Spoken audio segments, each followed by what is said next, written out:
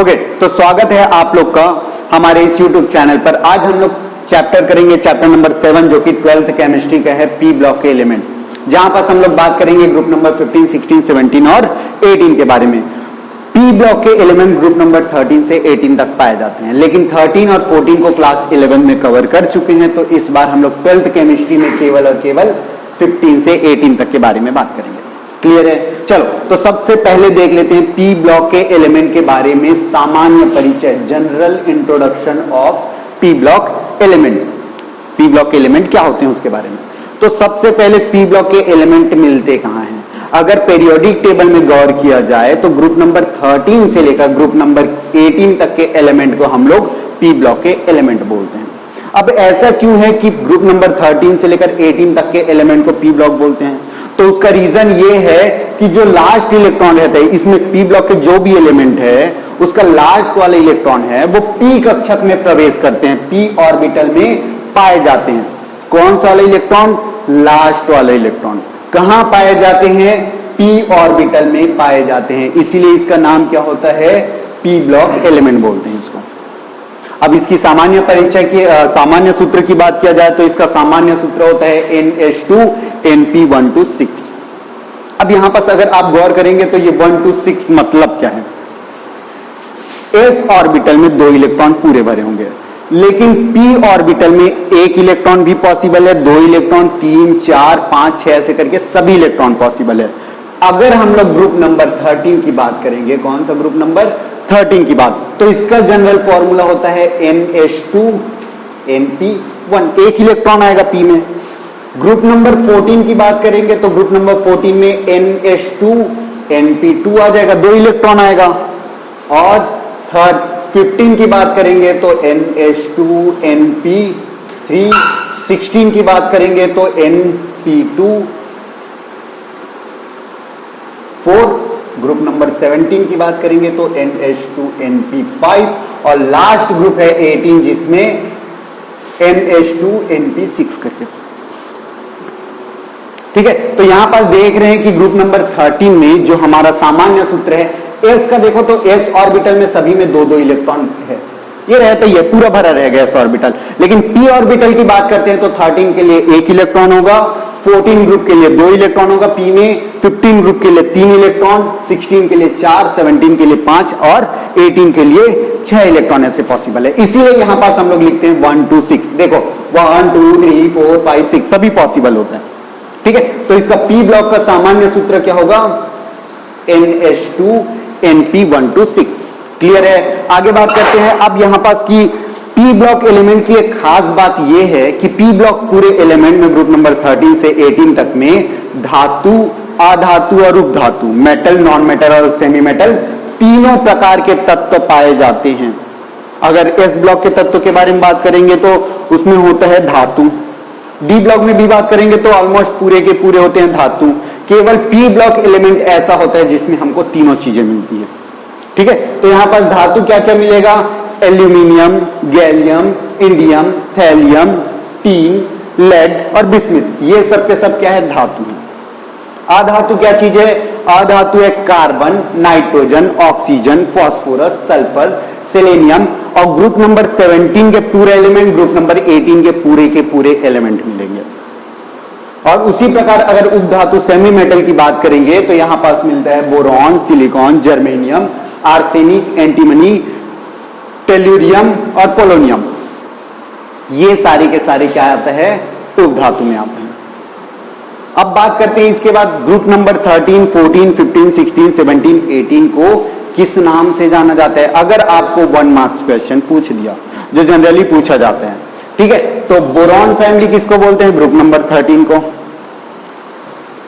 Group number 14 को carbon family तो बोलते हैं, लेकिन एक यूनिक नाम भी होता है, इसका नाम होता है टेट्राजन। क्या नाम होता है इसका? नाम टेट्राजन। अब टेट्राजन क्या? टेट्रा का मतलब होता है 4। तो यहां पर जो ग्रुप नंबर 14 है उसके लास्ट कक्षक में 4 इलेक्ट्रॉन होते हैं, इसलिए इसको क्या बोलते हैं? टेट्राजन। एक बार वापस से, ग्रुप नंबर 14 के सभी एलिमेंट में लास्ट वाला ऑर्बिट में 4 इलेक्ट्रॉन मिलते हैं, इसलिए इसको क्या बोलते हैं? टेट्राजन। ग्रुप नंबर 15 को बोलते हैं निक्टोजन। ग्रुप नंबर 15 को क्या बोलते हैं? निक्टोजन। बेसिकली नाइट्रोजन फैमिली बोल सकते हैं, लेकिन इसका एक यूनिक नाम और है निक्टोजन। 16 ग्रुप का नाम है चैल्कोजन। ऑक्सीजन फैमिली इसका भी नाम बोल सकते हैं, क्योंकि ऑक्सीजन सबसे टॉप का एटम होता है, इसीलिए ऑक्सीजन फैमिली बोलेंगे। लेकिन साथ ही इसका एक यूनिक नाम है क्या? चैल्कोजन।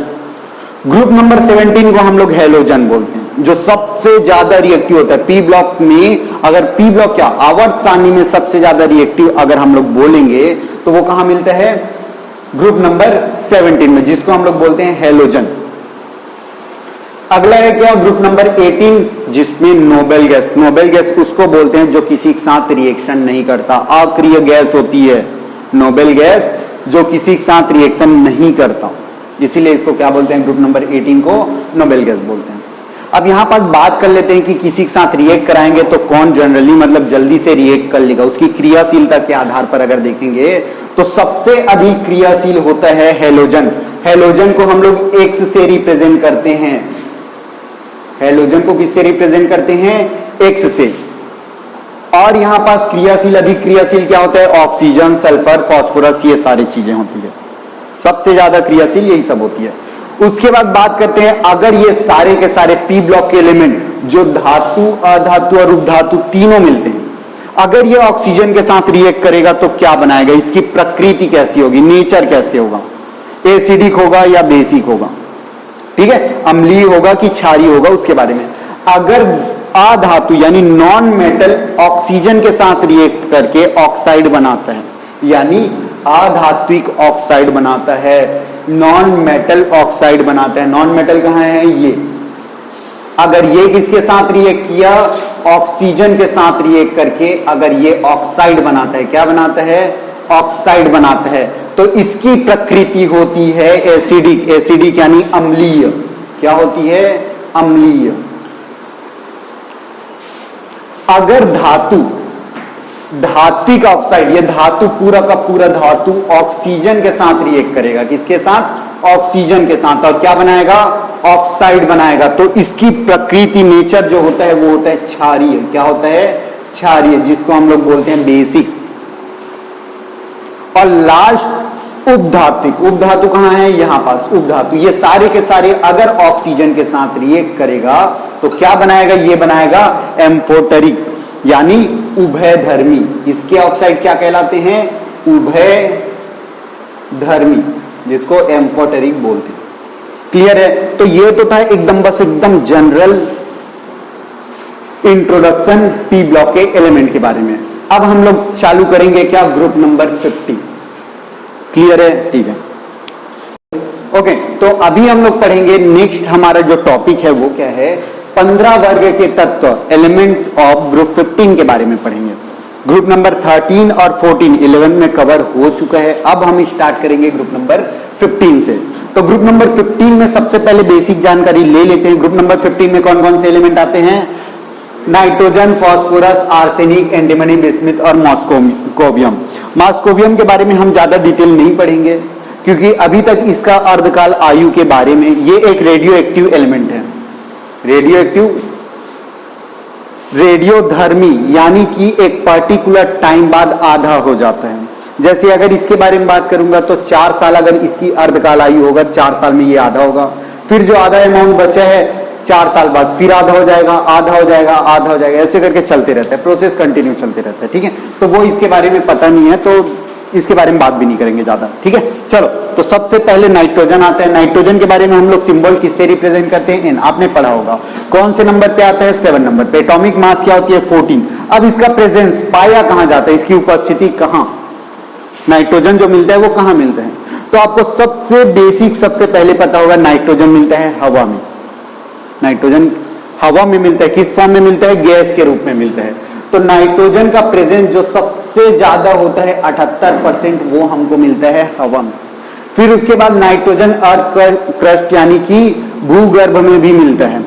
भूपरपट्टी की अगर बात करेंगे तो मिनरल्स, खनिज के फॉर्म में मिलता है। खनिज के फॉर्म में क्या? सोडियम नाइट्रेट और पोटेशियम नाइट्रेट, जहां क्या प्रेजेंस होता है? नाइट्रोजन उपस्थित होता है। ठीक है, ये सॉलिड के फॉर्म में अगर बात करेंगे तो सोडियम नाइट्रेट और पोटेशियम नाइट्रेट, जहां पास नाइट्रोजन होता है, जो कहां पाया जाता है? अर्थ क्रस्ट यानी भूपर्पटी में। फिर उसके बाद लिविंग ऑर्गेनिज्म जैसे कोई भी जीव जंतु पेड़ पौधे में प्रोटीन के फॉर्म में मिलता है नाइट्रोजन। ठीक है, अब बात करते हैं अगला हमारे फास्फोरस। फास्फोरस का सिंबल होता है P, एटॉमिक नंबर होता है 15, एटॉमिक मास होता है 31 और इसकी प्रेजेंस होती है सबसे पहले तो ये मिनरल्स के फॉर्म में एपेटाइट। एपेटाइट क्या होता है? एपेटाइट अगर मिनरल्स मतलब खनिज जो जमीन से निकलते हैं, जमीन के वो पत्थर जो आप चमकीले पत्थर वगैरह देखे होंगे, यूट्यूब वगैरह में किसी में देखे होंगे, एकदम मतलब चमकीला ट्रांसपेरेंट टाइप का जो पत्थर आता है ना, उसको हम लोग बोलते हैं एपेटाइट। उसमें मौजूद होता है फास्फोरस। ठीक है, एपेटाइट क्या होता है? चमकीला पत्थर होता है। क्या होता है? चमकीला पत्थर होता है।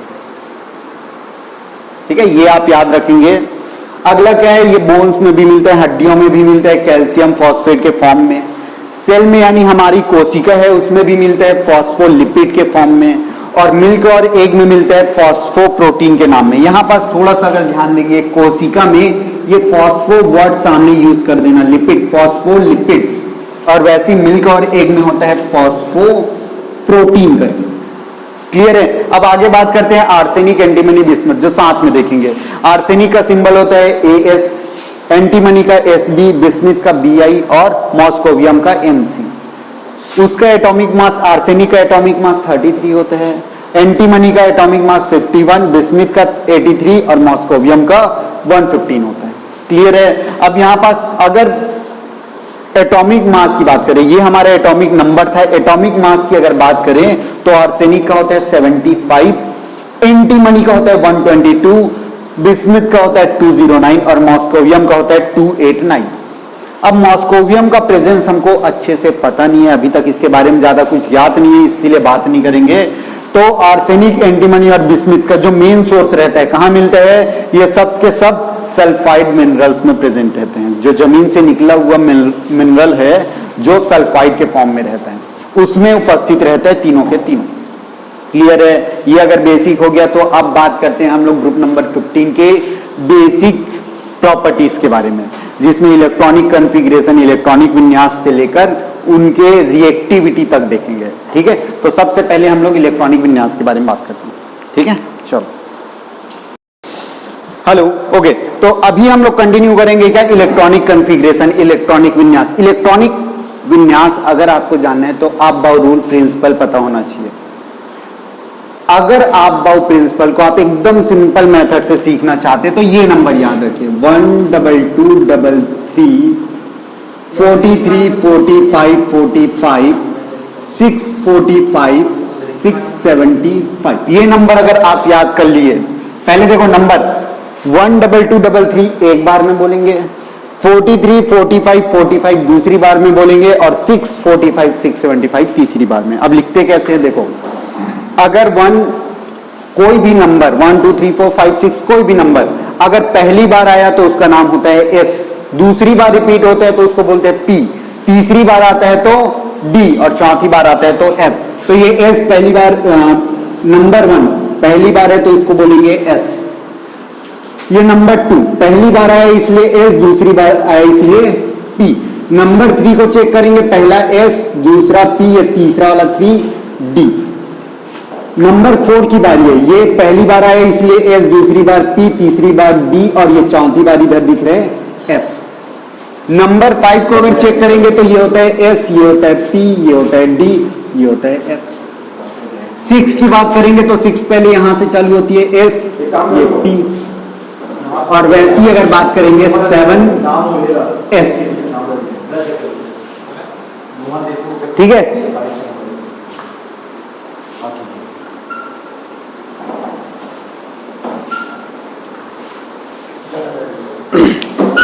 तो ये अगर आपको नंबर याद है, ये चीज जो रूल सॉरी ट्रिक अगर आपको समझ आ जाता है तो यहां पास लिख लेंगे। बस आपको एटॉमिक नंबर याद होना चाहिए। नाइट्रोजन का एटॉमिक नंबर कितना होता है, यहां पास लिखे हैं 7। फास्फोरस का एटॉमिक नंबर कितना होता है 15। आर्सेनिक का एटॉमिक नंबर कितना होता है 33। एंटीमनी का कितना होता है 51 और बिस्मथ का होता है क्या, सॉरी हाँ ठीक है, बिस्मथ का होता है हमारा लास्ट कितना होता है 83। अब इसमें लिखेंगे कि कैसे इसमें 7 इलेक्ट्रॉन है, तो 7 इलेक्ट्रॉन उसको फॉलो करते जाएंगे, ठीक है। 7 इलेक्ट्रॉन में जाके रुक जाएंगे। सबसे पहले 1s, तो 1s इलेक्ट्रॉन रहता है 2। उसके बाद नाम है 2s, तो 2s2। हमारे पास कितने इलेक्ट्रॉन? 7 इलेक्ट्रॉन था, जिसमें 4 लिख चुके हैं। अगला नाम है क्या? 2p, तो 2p में कितने इलेक्ट्रॉन? p में इलेक्ट्रॉन पॉसिबल है 6, लेकिन हमारे पास टोटल 7 था, जिसमें 4 बढ़ चुके हैं, 3 बाकी है, तो यहां लिखेंगे 3। कोई दिक्कत है क्या? नहीं। कंटिन्यू करेंगे। अगर यहां पास 15, फास्फोरस में 15 इलेक्ट्रॉन रहते हैं,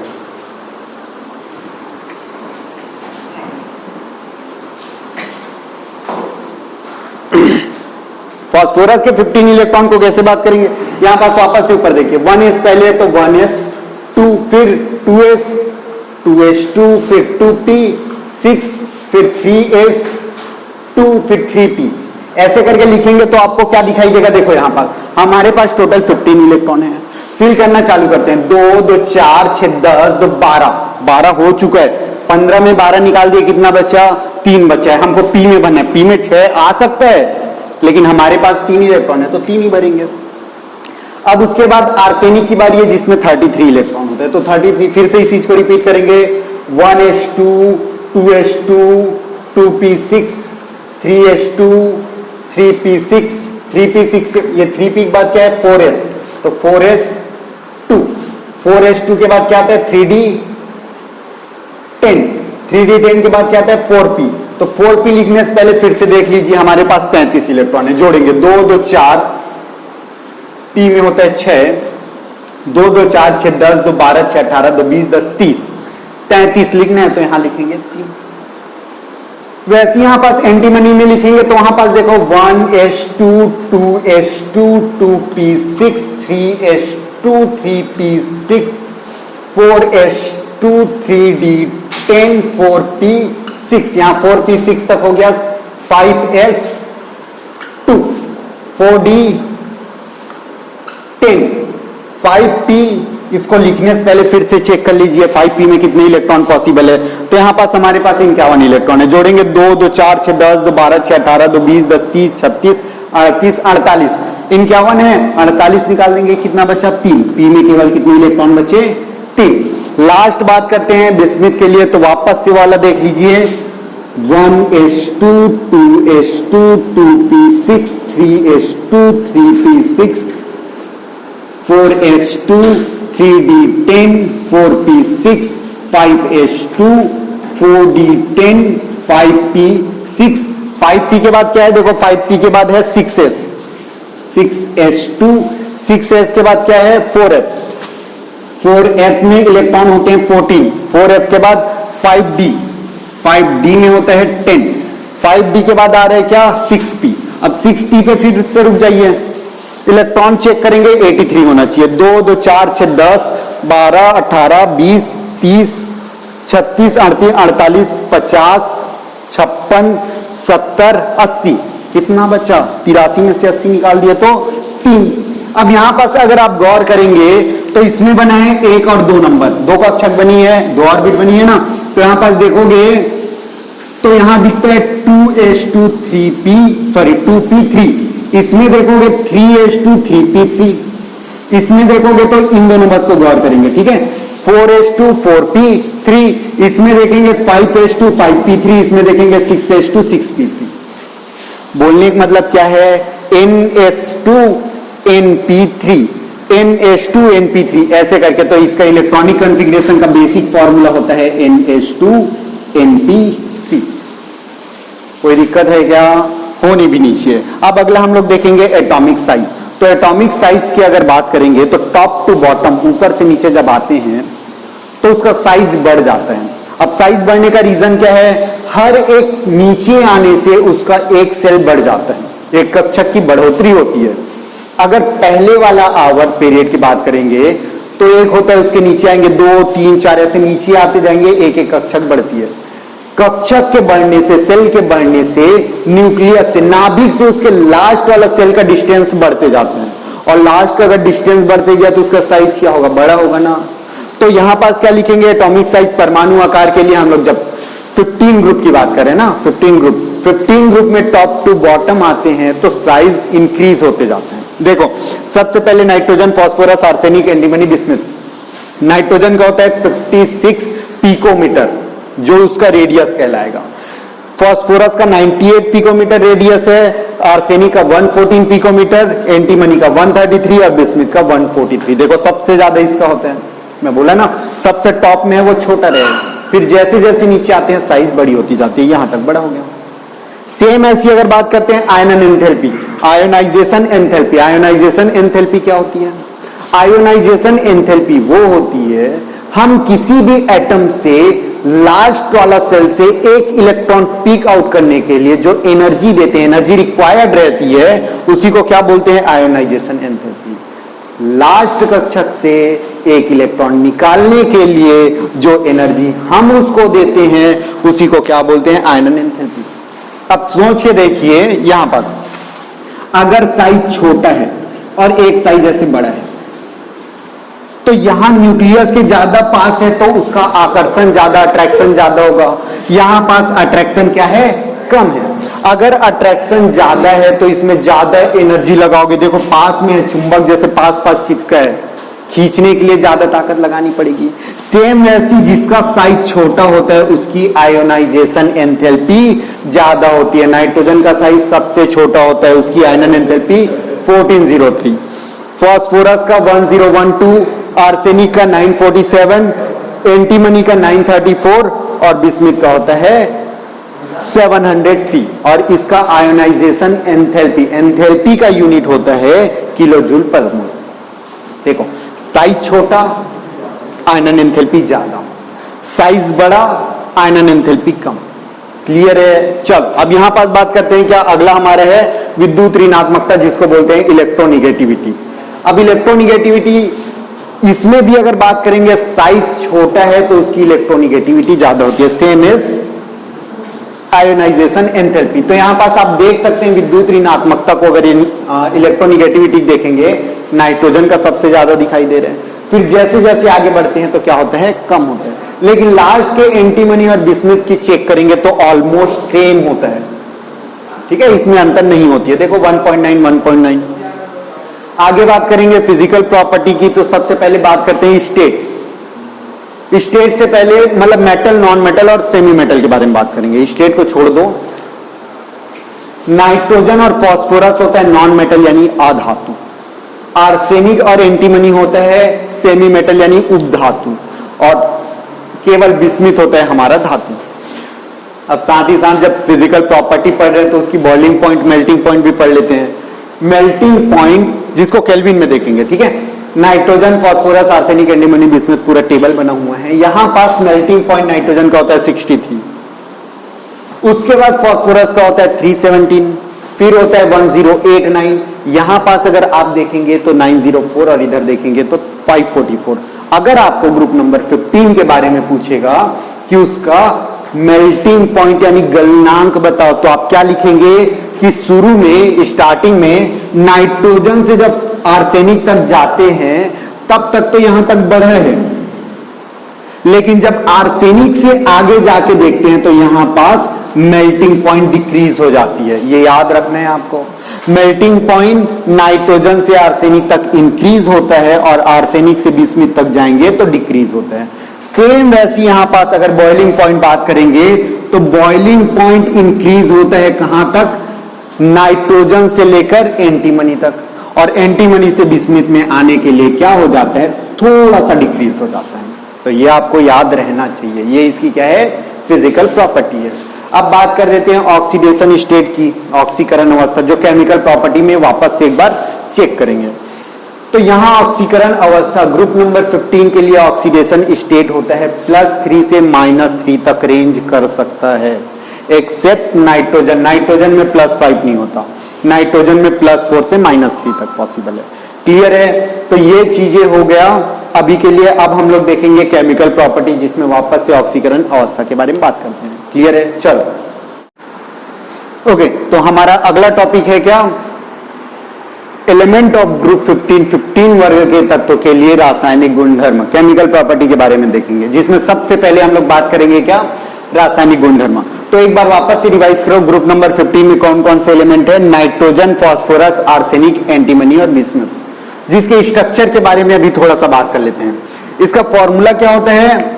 ग्रुप नंबर 15 का जनरल फॉर्मूला होता है NH2NP3, ये होता है, ठीक है। और इसमें नाइट्रोजन साइज की अगर बात करेंगे तो सबसे ऊपर में पाए जाने के कारण इसमें नाइट्रोजन का आकार छोटा, फास्फोरस का थोड़ा सा बड़ा, आर्सेनिक के थोड़ा और बड़ा, एंटीमनी बड़ा और बिस्मुथ का सबसे बड़ा आकार बनता है। जैसे जैसे ऊपर से नीचे आते हैं साइज, वापस से हम लोग भौतिक गुणधर्म में ये चीज पढ़ चुके हैं कि ऊपर से नीचे आते हैं, टॉप टू बॉटम आते हैं ग्रुप नंबर 15 या किसी भी में हमारे पीरियोडिक टेबल में ऊपर से नीचे की तरफ देखते हैं तो साइज बढ़ता है, ठीक है। और ये ग्रुप नंबर 15 है जिसका जनरल फॉर्मूला है ये।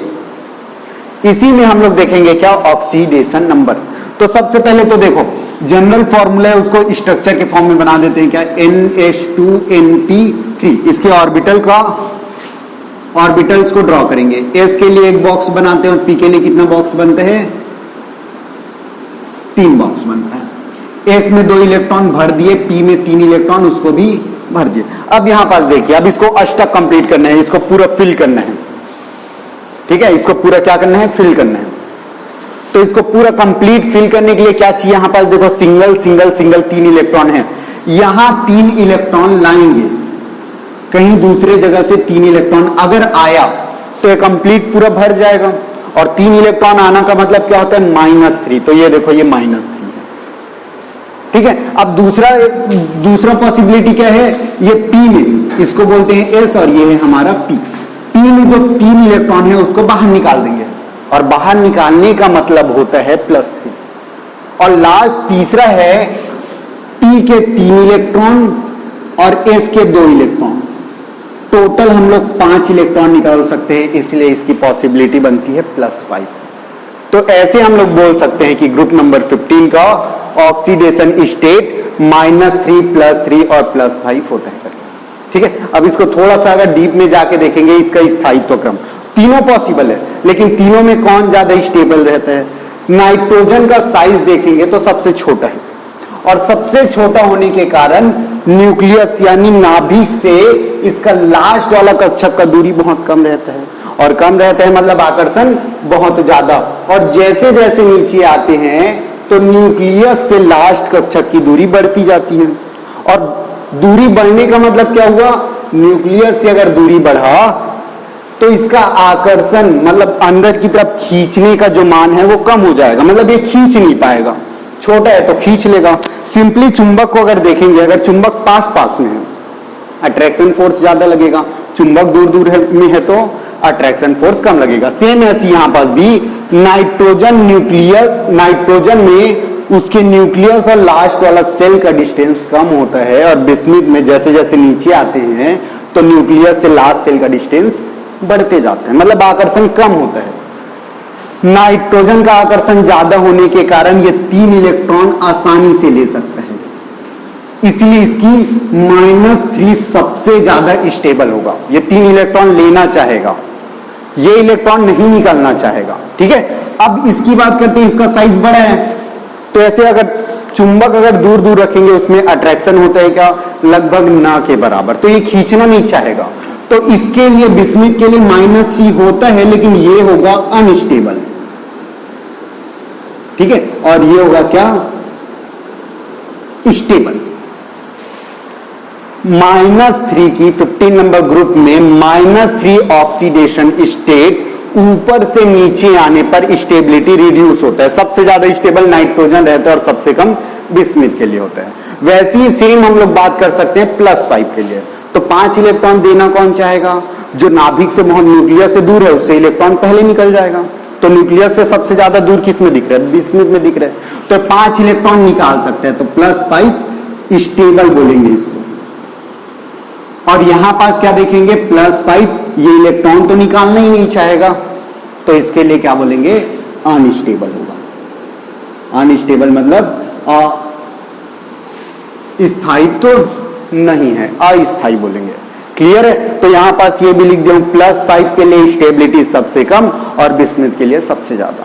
अगर यहां पास अगर देखा जाए नाइट्रोजन और फास्फोरस को छोड़ दो और बाकी तीनों एलिमेंट पे फोकस करें, कौन कौन सा? आर्सेनिक, एंटीमनी और बिस्मुथ। आर्सेनिक, एंटीमनी और बिस्मुथ, इन तीनों में एक प्रभाव होता है, इफेक्ट होता है, जिसको बोलते हैं अक्रिय युग्म प्रभाव। अब अक्रिय युग्म प्रभाव क्या होता है?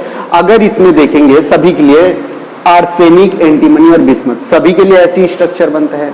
अक्रिय युग्म प्रभाव का मतलब एस में जो इलेक्ट्रॉन है वो रिएक्शन नहीं करता, वो अभिक्रिया में भाग ही नहीं लेता। तो कौन भाग लेगा? ये तीनों भाग लेगा। तो ऊपर से नीचे जाते हैं तो इसकी स्टेबिलिटी बढ़ती जाती है, +3 होने की चांसेस बढ़ती है।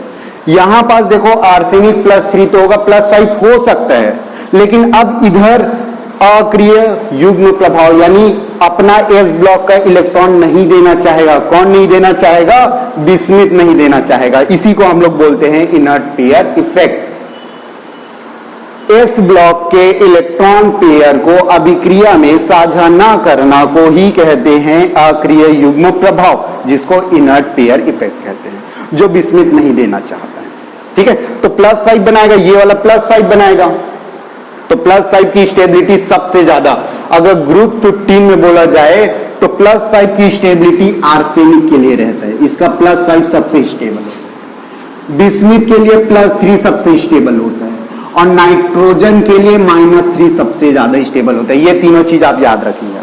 क्लियर है? अब आगे हम लोग बात करते हैं हाइड्रोजन के प्रति क्रियाशीलता। ठीक है, तो हाइड्रोजन के प्रति क्रियाशीलता, रिएक्टिविटी टुवर्ड्स हाइड्रोजन, ये सारे के सारे एलिमेंट ग्रुप नंबर 15 के जितने भी एलिमेंट है वो 3 हाइड्रोजन के साथ जुड़ते हैं। ये एलिमेंट है वो 3 हाइड्रोजन के साथ। कौन कौन से एलिमेंट है? Nitrogen, phosphorus, arsenic, antimony, bismuth, 3 hydrogen के साथ जुड़ते हैं। और हाइड्रोजन के साथ जुड़ना मतलब क्या बनाता है? कंपाउंड को बोलते हैं हम लोग हाइड्राइड। तो हाइड्राइड का स्थायित्व तो कम होता है। ऊपर से नीचे अगर देखेंगे तो सबसे ज्यादा स्टेबल कौन है हाइड्राइड बनाने में? नाइट्रोजन, क्योंकि उसका साइज छोटा रहता है, वो हाइड्रोजन को आराम से खींच लेगा, तो इसका स्टेबिलिटी ज्यादा रहती है एज कंपेयर टू बिस्मुथ। तो ऊपर से नीचे जाएंगे तो हाइड्राइड बनाने की प्रवृत्ति कम होती जाती है। ठीक है, दूसरा बात करते हैं अपचायक गुण बढ़ता है, मतलब अम्लीय प्रवृत्ति, एसिडिक नेचर अगर बात करते हैं तो ऊपर से नीचे आने पर बढ़ता है। ये सबसे ज्यादा एसिडिक है और ये सबसे कम एसिडिक है। और एसिड हम लोग क्या बोलते हैं? एसिड में बोलते हैं जो अपना हाइड्रोजन दान करे या इलेक्ट्रॉन ग्रहण करे। तो ये इलेक्ट्रॉन ग्रहण कर सकता है या अपना हाइड्रोजन दान कर सकता है अच्छे से, आराम से, इसीलिए इसको क्या बोलेंगे? अम्लीय गुण बोलेंगे। और इसमें क्या होता है? अम्लीय प्रवृत्ति कम होती है। और सेम तीसरा अगर बात करेंगे क्षारीय गुण की बात करेंगे तो ऊपर से नीचे आने पर जस्ट उल्टा, यहां पास क्या होगा? ये क्षार है और नीचे आने क्या हो जाएगा? क्षारीय प्रवृत्ति कम, अम्लीय प्रवृत्ति बढ़ती है। ठीक है, तो ये हो गया हमारा। और एक क्वेश्चन और आता है, क्या क्वेश्चन आता है? नाइट्रोजन, सॉरी ये अमोनिया है NH3। अमोनिया जो होता है वो प्रबल क्षार होता है। क्या होता है? प्रबल क्षार, स्ट्रॉन्ग बेस होता है। क्यों? ये क्वेश्चन पूछा जाता है। तो इसका एकदम सिंपल सा आंसर है, नाइट्रोजन का साइज होता है सबसे छोटा और नाइट्रोजन के लास्ट में कितने इलेक्ट्रॉन रहते हैं? 5 इलेक्ट्रॉन रहते हैं, जिसमें से 3 इलेक्ट्रॉन के साथ हाइड्रोजन आ जाता है। अब देखो इसका साइज, पहली बात तो इसका साइज छोटा है, तो साइज छोटा होने से इसमें ये जो इलेक्ट्रॉन पेयर है ना उसकी मात्रा छोटी सी जगह में 2 इलेक्ट्रॉन है। उसी जगह अगर फास्फोरस की बात करते तो फास्फोरस में साइज थोड़ा सा बड़ा बनता है। नाइट्रोजन एक छोटा सा बॉक्स में कवर हो जाएगा और फास्फोरस थोड़ा ज्यादा बड़ा बनाते हैं, ऐसे कर लेते हैं। तो एक अमोनिया की बात करते हैं तो 2 इलेक्ट्रॉन मुक्त अवस्था में रहते हैं और फास्फोरस की बात करेंगे तो 2 ही इलेक्ट्रॉन रहते हैं। लेकिन जगह देखो, इसमें इसका घनत्व ज्यादा है और इसमें इलेक्ट्रॉन की घनत्व कम है। इलेक्ट्रॉन का घनत्व ज्यादा है मतलब इलेक्ट्रॉन के बीच में प्रतिकर्षण ज्यादा होगा, और इलेक्ट्रॉन के बीच में प्रतिकर्षण ज्यादा होगा मतलब इलेक्ट्रॉन धक्का देके बाहर निकलना चाहेगा, और जहां पास इलेक्ट्रॉन बाहर निकलना चाहता है उसी को हम लोग क्या बोलते हैं? क्षार। तो इसका सिंपल सा आंसर है अमोनिया स्ट्रॉन्ग बेस। क्यों है?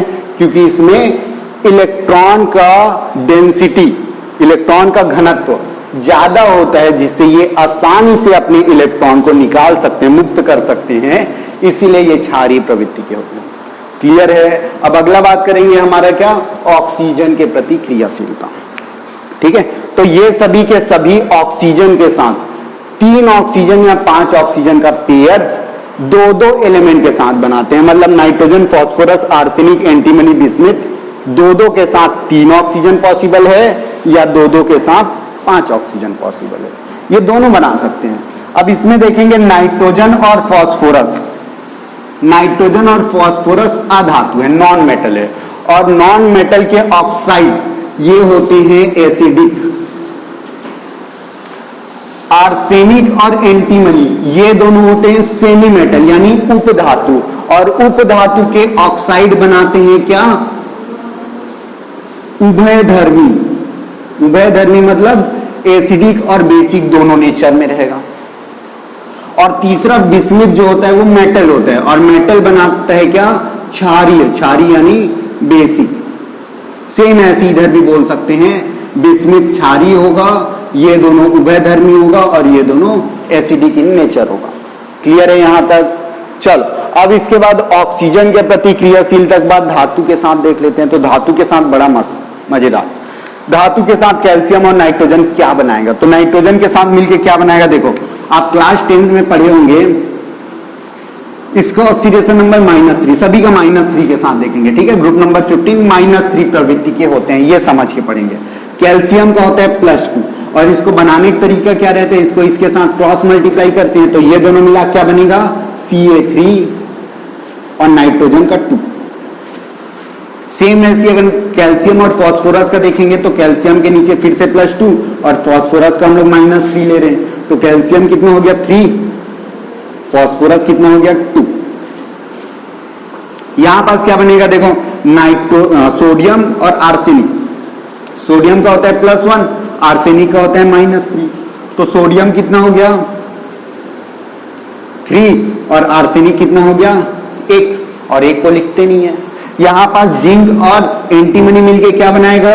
जिंक का होता है 2 और एंटीमनी का होता है -3, तो जिंक के साथ -3, Zn3, एंटीमनी के साथ 2। और वैसी सेम मैग्नीशियम के साथ अगर चेक करेंगे ऐसे, तो यहां पास क्रॉस मल्टीप्लाई करके देखेंगे, मैग्नीशियम के साथ 3 और बिस्मिथ के साथ 2। तो मेटल के साथ रिएक्ट करके कुछ इस प्रकार के यौगिकों का निर्माण करते हैं, ठीक है। तो कुछ एग्जाम्पल आप खुद से बुक से भी रिफर कर सकते हैं। ऐसी जितने भी कुछ मेटल है, यहां पास मैं मेटल में कुछ ही मेटल लिया हूं, कैल्शियम, सोडियम, जिंक और मैग्नीशियम, ये सब इसके साथ रिएक्ट करके क्या बनाते हैं, कौन से कंपाउंड बनाते हैं, उसके बारे में बात किया, ठीक है। तो ऐसे ही आपको भी मिल जाएगा किसमें? बुक में। अब अगला हमारा क्या है? अपर रूपता है, एलोट्रॉपी बोलते हैं। एलोट्रॉपी मतलब ब्रह्मांड में कोई भी चीज किस किस रूप में उपस्थित है। तो ब्रह्मांड में नाइट्रोजन 2 रूपों में उपस्थित होती है, जिसको हम लोग नाम दिए, हम लोग नहीं मतलब नाम देने वाले ने दिया है, अल्फा नाइट्रोजन और बीटा नाइट्रोजन। नाइट्रोजन कितने रूप में उपस्थित है? 2 रूपों में। कौन कौन से? अल्फा नाइट्रोजन और बीटा नाइट्रोजन। फास्फोरस 3 रूप में है, white phosphorus, black, red phosphorus और ब्लैक। ब्लैक 2 प्रकार का होता है, फिर से अगर ब्लैक को देखेंगे 2-2 प्रकार का, अल्फा और बीटा करके बात करते हैं। ये सबको वापस से हम लोग लास्ट में एक बार और देखेंगे, जब ग्रुप नंबर 15 का लास्ट क्लास चलते रहेगा तब, ठीक है। आर्सेनिक की बात करते हैं तो आर्सेनिक क्या होता है? ग्रे होता है, येलो होता है, ब्लैक होता है। और एंटीमनी जो होता है वो होता है मेटालिक, येलो और एक्सप्लोजिव। ये 3 टाइप से पढ़ते हैं हम लोग। तो ये हो गया इसकी अपर रूप यानी एलोट्रॉपी, ठीक है।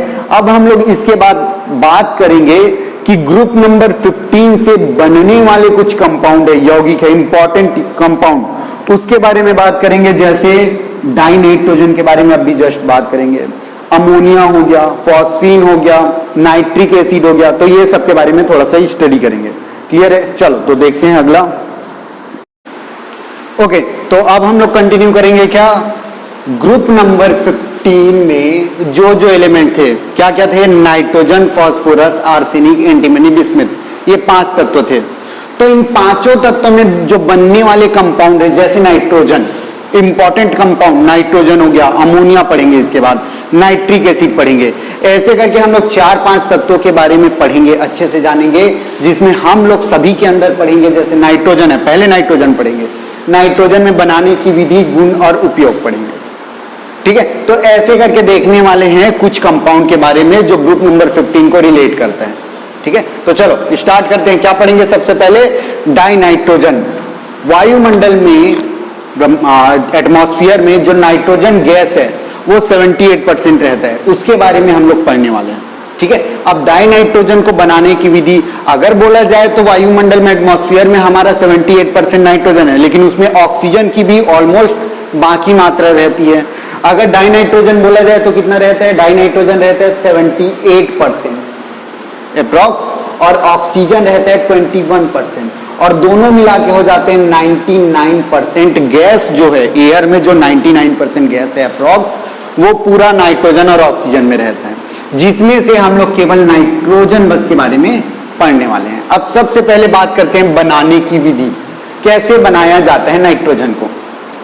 तो नाइट्रोजन को बनाने के लिए दो अलग अलग तरीका है। एक हम लोग कॉमर्शियल मेथड यानी व्यावसायिक विधि देखेंगे, और एक लैब मेथड जिसको प्रयोगशाला विधि कहते हैं।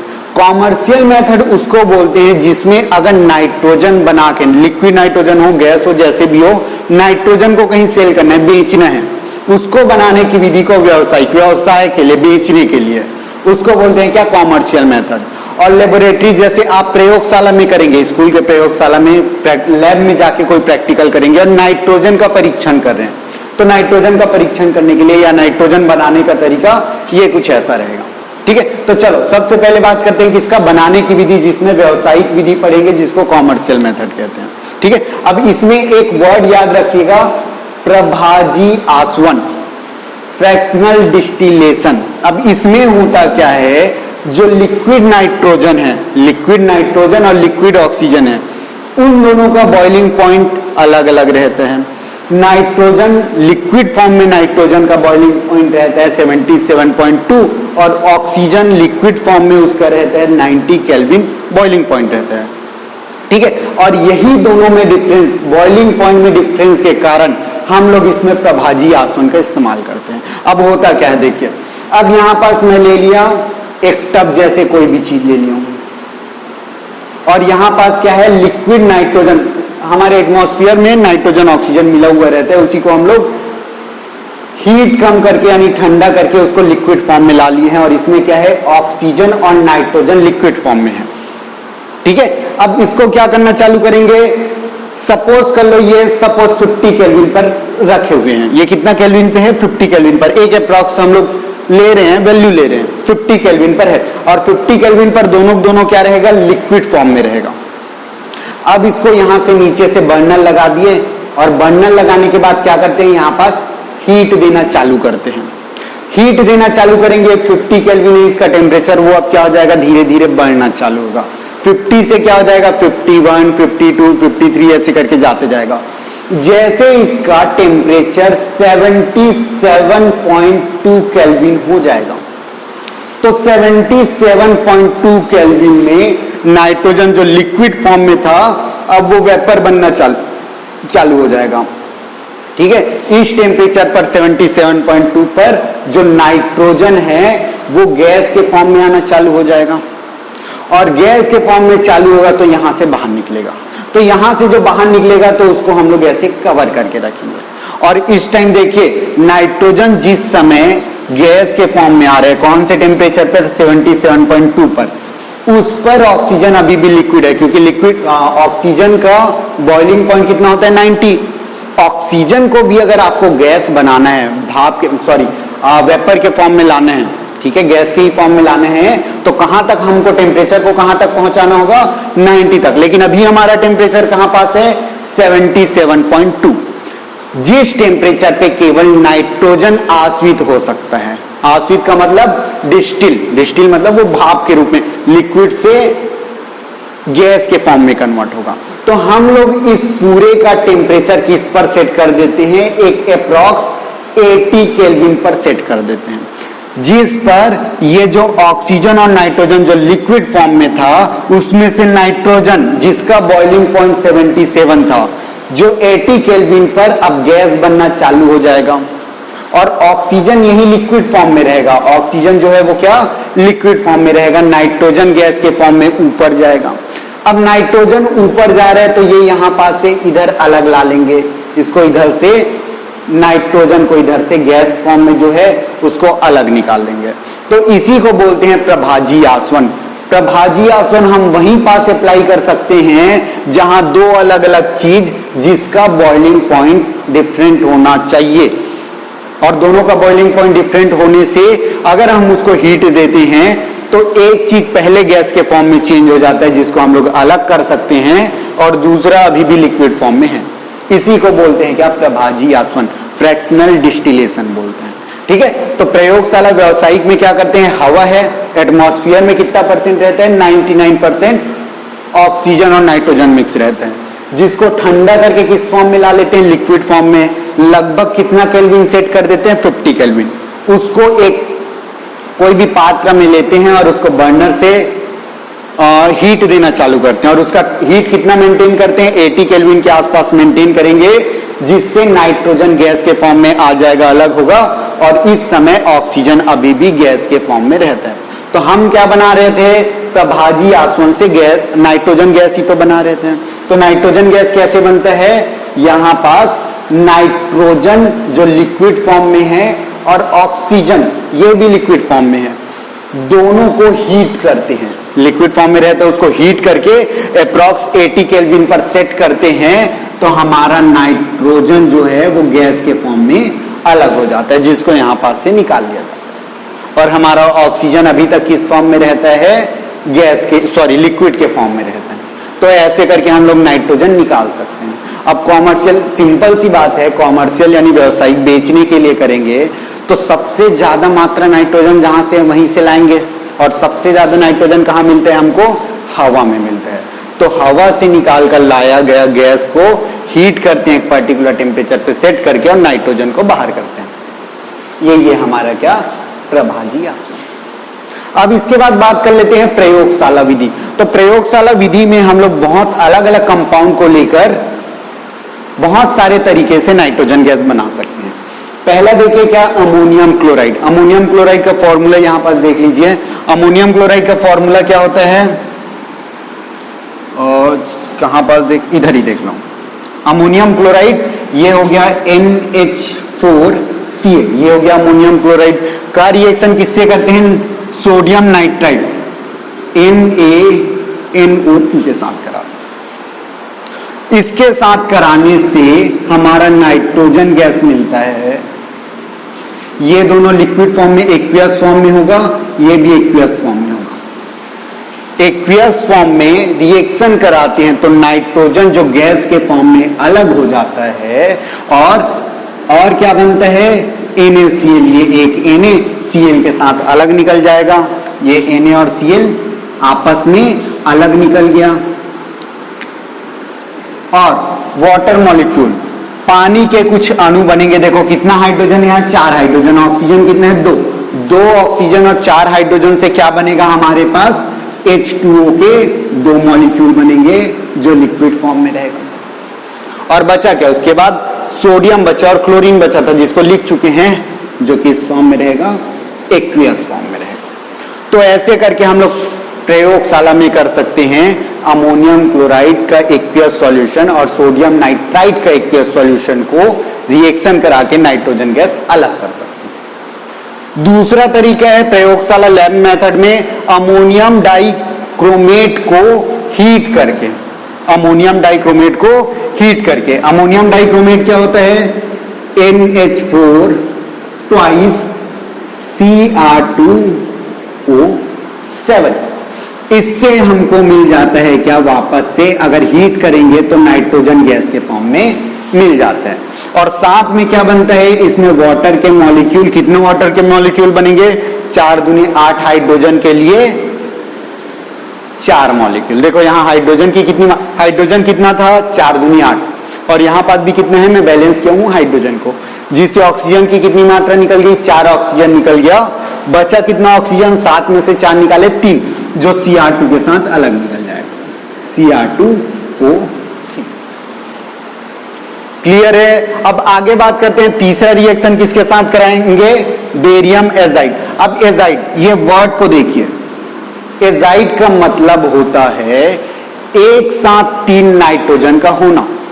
एक होता है एजोनियम, क्या होता है एजोनियम, मतलब एजोनियम मतलब होता है नाइट्रोजन के 2 मॉलिक्यूल, एजाइड मतलब होता है नाइट्रोजन के 3 मॉलिक्यूल।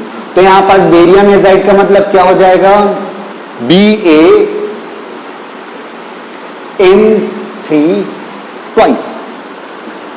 ठीक है, ये होता है बेरियम एजाइड को अगर हम लोग हीट करते हैं तो हीट करने से बेरियम अलग निकल जाता है और हमारा जो नाइट्रोजन गैस है वो अलग निकल जाता है। ये हो गया नाइट्रोजन गैस के फॉर्म में। क्लियर है? सेम वैसी कैल्शियम एजाइड का भी करेंगे तो सेम रिएक्शन दिखाएंगे। कैल्शियम एजाइड कैसे होता है, कैल्शियम और एजाइड का मतलब N3 ट्वाइस, हीट करेंगे तो वापस कैल्शियम अलग निकल जाएगा और हमारा 3N2 जो गैस के फॉर्म में रहेगा वो अलग निकल जाएगा। पांचवा रिएक्शन है सोडियम एजाइड। सोडियम एजाइड क्या होता है, NaN3। इसमें कोई ट्वाइस नहीं लगाएंगे क्योंकि सोडियम की वैलेंसी होती है +1, N3 की वैलेंसी होती है -1, तो +1 -1। ऊपर का अगर देखेंगे तो यहां पास कैल्शियम का होता है +2 और +2 को बैलेंस करने के लिए -2 होना चाहिए, लेकिन N3 का कितना होता है -1, इसीलिए हम लोग 2 लेंगे जिससे -2 हो जाएगा। सेम बेरियम का भी +2 होता है तो -2 करने के लिए 2 N3 एजाइड लेना पड़ेगा। ठीक है, अब यहां पास देखो हम लोग क्या बनाएंगे, नाइट्रोजन बनाएंगे और नाइट्रोजन का क्वांटिटी कितने हैं, खाली सिंगल नाइट्रोजन एटम 2 नाइट्रोजन से N2 मॉलिक्यूल बनते हैं। 2 नाइट्रोजन एटम परमाणु से एक नाइट्रोजन के अणु यानी कि मॉलिक्यूल बनता है। तो ये इवन नंबर में बनता है और यहां पास नाइट्रोजन ऑड नंबर में दिया है तो सामने किसका मल्टीप्लाई कर दो, 2 का। तो यहां पास हमारा 3 नाइट्रोजन के मॉलिक्यूल हीट करने पर बना गैस के फॉर्म में और बचा क्या, 2 सोडियम के एटम बने। तो ये होता है प्रयोगशाला में नाइट्रोजन गैस बनाने का मेथड, नाइट्रोजन को अलग करने का मेथड, डाई नाइट्रोजन को। क्लियर है? अब आगे हम लोग बात करेंगे इसके गुण के बारे में। तो गुण के बारे में फिजिकल प्रॉपर्टी है वो ऐसी आप याद कर लीजिए। सबसे पहले तो नाइट्रोजन, ना तो इसका रंग होता है, ना तो टेस्ट होता है, ना ही इसका कोई स्मेल होता है। ठीक है, तीनों चीज नहीं होता। डाई नाइट्रोजन का ना तो कोई कलर होता है, ना तो उसका टेस्ट होता है, ना ही उसका स्मेल होता है।